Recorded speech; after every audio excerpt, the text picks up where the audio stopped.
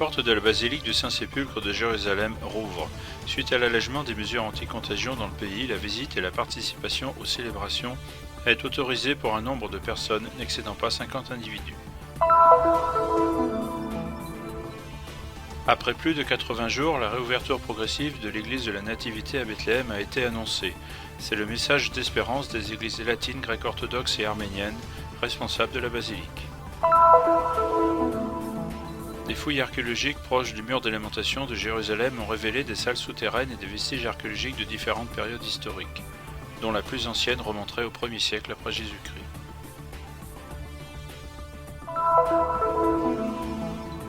Les conséquences économiques de la pandémie du coronavirus n'ont pas épargné la custodie de Terre Sainte qui, ces dernières semaines, a garanti son soutien aux salariés employés dans ses différents services. Le printemps est la période des fleurs qui peuvent germer même dans des conditions climatiques vraiment particulières. Ce sont les images du désert de Judée en Terre Sainte ces derniers mois particulièrement luxuriants.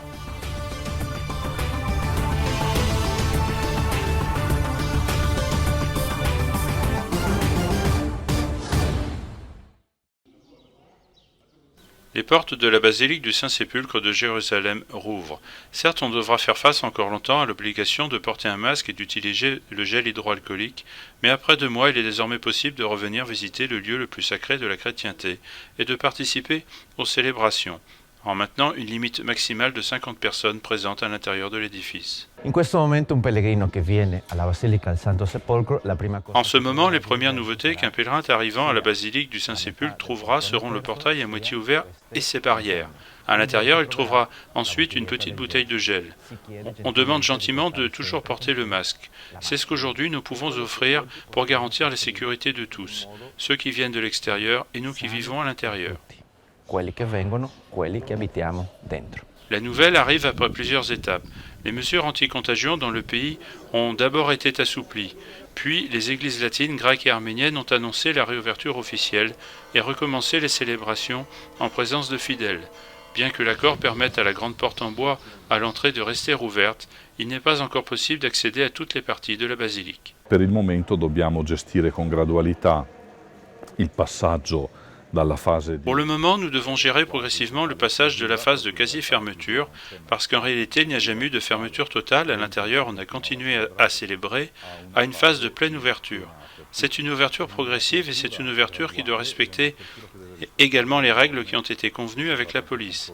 Il est certain que cette phase de transition nous aidera aussi à comprendre si nous sommes capables ou pas de gérer une chose qui est un peu plus complexe que dans les sanctuaires normaux, où il y a une communauté qui gère tout.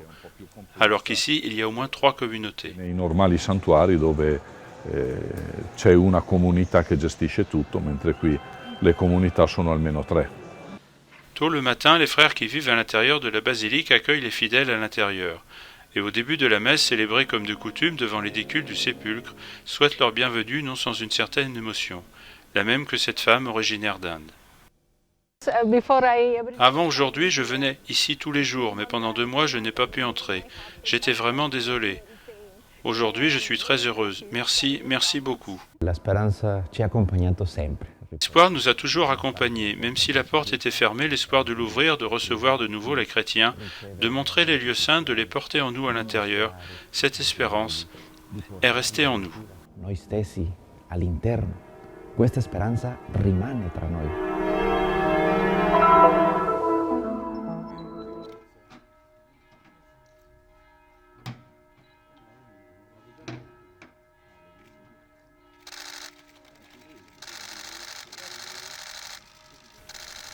Dans la ville de Bethléem, après 83 jours de fermeture imposée pour contrer la diffusion du coronavirus, la petite porte de l'église de la Nativité, porte de l'humilité, de l'espérance et de la miséricorde, a été rouverte par les 3 églises responsables. Aujourd'hui, 26 mai, par un communiqué de la custodie avec l'accord des 3 communautés de la basilique de la Nativité, nous avons ouvert ce lieu saint, le sanctuaire de la Nativité qui était fermé matériellement mais toujours ouvert spirituellement. Nous sommes heureux que soit arrivé le moment de la réouverture. Ouvrir la porte signifie encore une fois accueillir tous les pèlerins qui arriveront sûrement lentement à ce lieu saint, mais aussi les fidèles locaux qui, avec les curés, participeront certainement à la liturgie du dimanche et aux diverses célébrations. Arriveranno piano piano a questo luogo santo, anche ai fedeli locali che sicuramente parteciperanno insieme ai parroci. Μετά από 3 μήνες καραντίνα, Après 83 jours de quarantaine, ce jour est un jour spécial, parce que nous avons pu, en conformité avec le statu quo et les instructions du ministère de la Santé, rouvrir la basilique de la Nativité. Depuis ce lieu saint, nous envoyons un message d'espérance au monde entier. Nous n'avons pas cessé de prier pour la fin de cette pandémie et pour vous tous. να κρατήσουμε την Εκκλησία καθαρή, ώστε να έρχονται οι χριστιανοί και να προσεύχονται. We are happy and thankful to God for reopening the church. Nous sommes heureux, nous remercions le Seigneur, le Tout-Puissant, parce que nous avons pu rouvrir l'Église et accueillir les croyants, prier avec eux et exprimer toute notre gratitude au Seigneur pour l'aide et le soutien aux hommes et à l'Église. Nous nous sommes soutenus et avons surmonté les difficultés, parce qu'ensemble nous sommes plus forts. Si nous sommes unis, nous vaincrons. And recovering all these sufferings together. So together we are power, together we will survive always, together we will be always victorious. Conformément à la déclaration officielle délivrée par les responsables des 3 églises gardiennes de la Nativité, l'accès à la basilique pourra se faire selon quelques restrictions. Maximum de 50 personnes sans fièvre ni symptômes du coronavirus et avec l'obligation de porter le masque.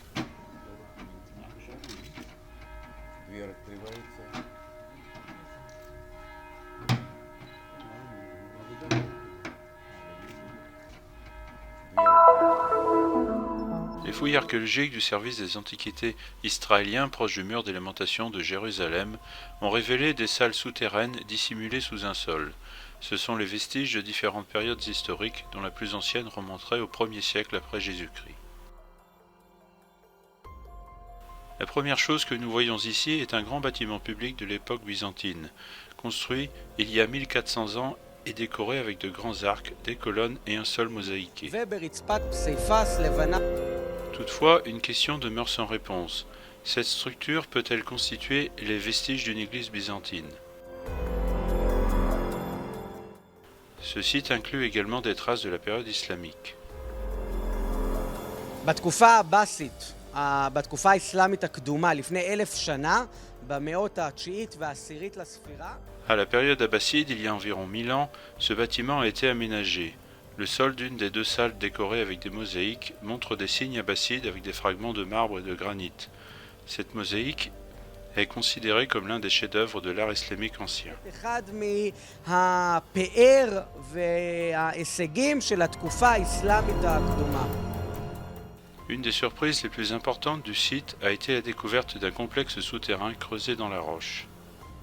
פה אנחנו מוצאים Ici, nous avons découvert 3 salles reliées par des escaliers, entièrement creusées dans la roche, avec des niches aménagées dans le mur où étaient placées des lampes à huile. Nous avons mis au jour certaines de ces lampes à huile ainsi que des ustensiles de cuisine. שאנשים השתמשו בהם כדי שיהיה אור בתוך המערכת. אנחנו מוצאים כלי בישול. L'archéologue Barak estime que la construction de ce complexe date d'environ 50 après Jésus-Christ, à la veille du siège de Jérusalem par les légions romaines et de la destruction du temple.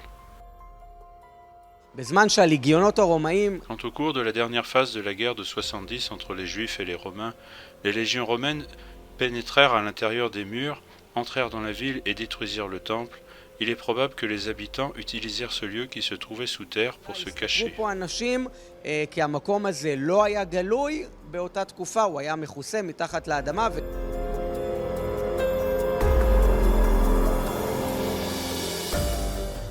Les archéologues ont également découvert des entailles dans le mur à l'entrée pour la charnière et le verrou de la porte. Certaines pièces pourraient même avoir été utilisées pour stocker des objets de valeur. Les fouilles sont encore en cours et qui sait, peut-être que les secrets les plus importants de ce site, proche du mur des Lamentations, sont encore à découvrir.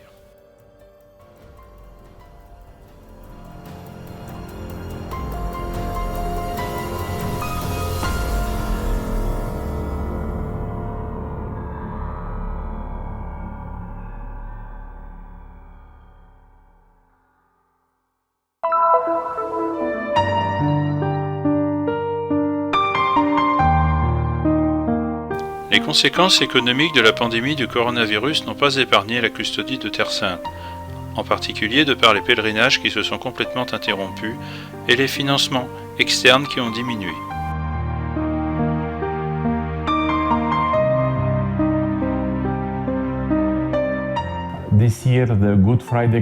Cette année, la collecte du Vendredi Saint, grâce à laquelle nous payons de nombreux salariés, n'a pas eu lieu.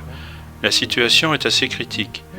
Toutefois, avec l'aide de Dieu et de la Providence, la custodie a toujours mené sa mission depuis 800 ans, faisant face à de nombreuses difficultés. Au cours des siècles, elle en a rencontré beaucoup, mais nous sommes toujours ici. Nous surmonterons également ces difficultés. So we are still here and we'll solve the problem that we are facing now. Environ 1100 personnes travaillent dans les différents secteurs de l'institution franciscaine, en Palestine et en Israël, et environ 70% d'entre eux ont dû être mis au chômage technique.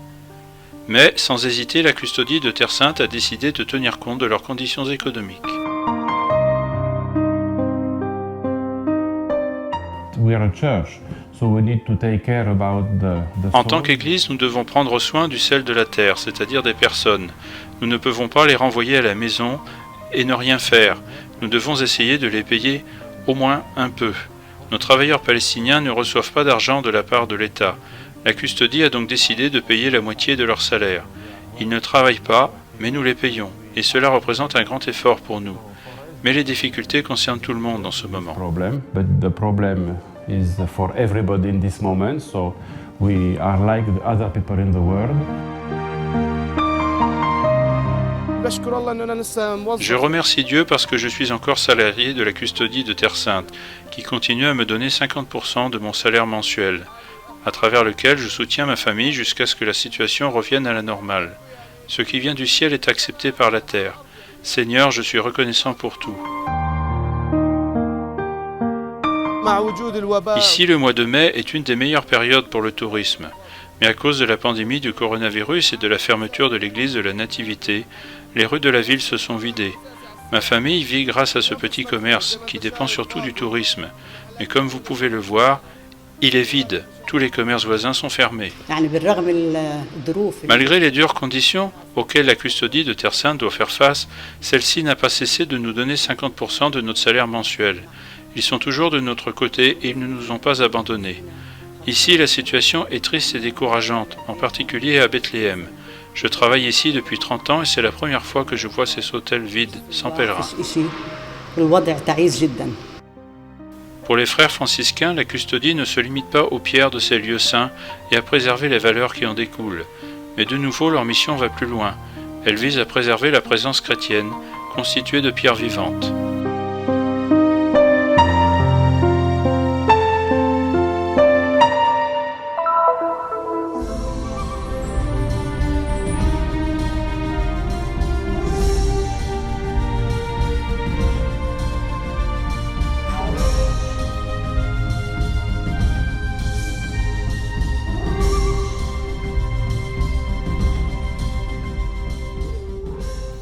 Lorsqu'on pense au désert, vient à l'esprit un lieu complètement privé de vie, de plantes et d'eau.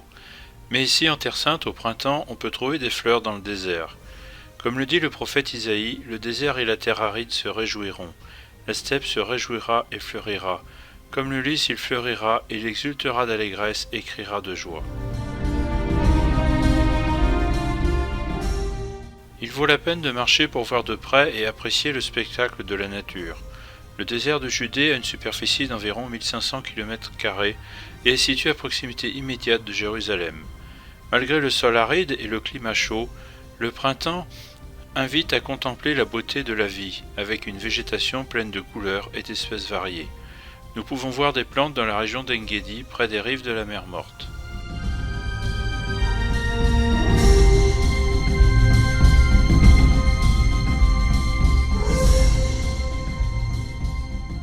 La beauté de la création se révèle, rendant possible la vie même dans un lieu dans lequel il est apparemment impossible que cela se produise. Les faits démontrent que le désert peut fleurir.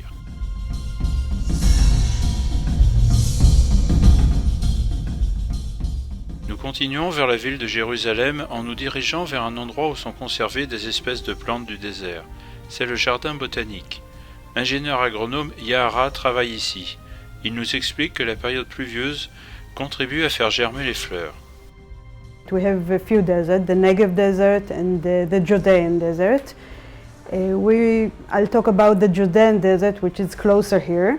It goes between the Mount of Judea till the Dead Sea. Ici en Israël, nous avons quelques déserts comme le Negev ou celui de Judée. Ce dernier est le plus proche et est situé entre les montagnes et la mer Morte. C'est un désert parce que les montagnes sont un obstacle à la pluie et c'est pour cela qu'il ne pleut pas beaucoup. La période printanière est très courte, tout comme la saison des pluies. Quand elles viennent du côté de Jérusalem et d'Hébron, elles arrivent dans le désert en grande quantité. On peut y aller avec le ciel bleu, sans nuages, et malgré cela, la pluie arrive à l'improviste. The desert is a rain-off in very huge amounts. And you can go there and see no clouds and it's not cold and very dry. And then the rain-off comes suddenly in huge amounts. Nous pouvons voir la plus grande partie des fleurs pendant toute l'année, surtout au cours de la saison des pluies qui va de janvier à mars. En dehors de cette période, on ne voit que des arbustes secs. Cette année, en 2020, nous avons eu une saison des pluies plus longue, d'environ 2 mois et demi. J'espère que l'année prochaine, elle sera encore plus longue, parce que nous avons tant de plantes, de graines et de fleurs. And I hope next year we'll have even more if we'll have enough rain, because we had lots of plants and lots of seeds, so it's Dans le jardin botanique, il y a un espace spécial où sont cultivées quelques plantes du désert. We have in the garden different sections of plants that come from Dans le jardin, nous avons différents espaces pour chaque type de plante native des différents secteurs d'Israël. Et nous avons recréé ici le sol dans lequel ces plantes poussent. Nous avons recréé le sol qui se trouve sur la côte du pays, mais aussi dans le désert du Negev et ailleurs. Ce jardin est tel un musée vivant des plantes. Ainsi, la vie, même dans le désert, aussi aride et désolée soit-il, peut toujours fleurir.